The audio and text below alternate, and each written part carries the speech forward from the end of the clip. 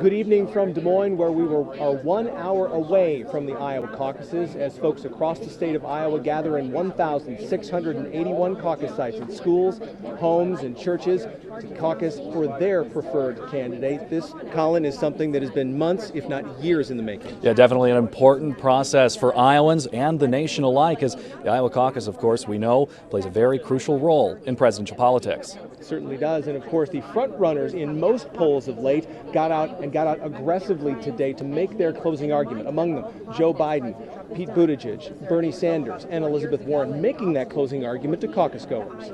And he's saying they didn't even know what a caucus was. I believe very strongly.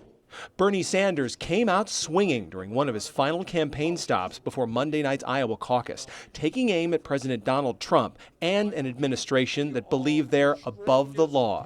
We do not want a president who has contempt for the Constitution, contempt for the rule of law, contempt for democracy.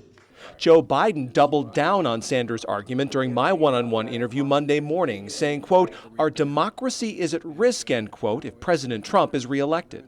You see how he has divided the country, how he has alienated us from our friends around the world, how he's embraced dictators. I just think it's extremely, extremely destabilizing if he is elected for 4 more years. I think it's changed the nature of who we are as a country. While he didn't mention the president by name, Pete Buttigieg alluded to a move away from an administration occupying the presidency. I'm running for this office because I believe that the presidency has a purpose, and that the purpose of the presidency is not the glorification of the president. It is the empowerment and the unification of the American people. Elizabeth Warren's goal is to break that highest and hardest of glass ceilings and bring America's middle class with her. When I made the decision to get into this race, it was about who I'd be fighting for. It's who I've been fighting for all my life. It's about working families. It's about trying to make this economy work for everyone. But to accomplish their goals, these candidates need a strong showing in Iowa.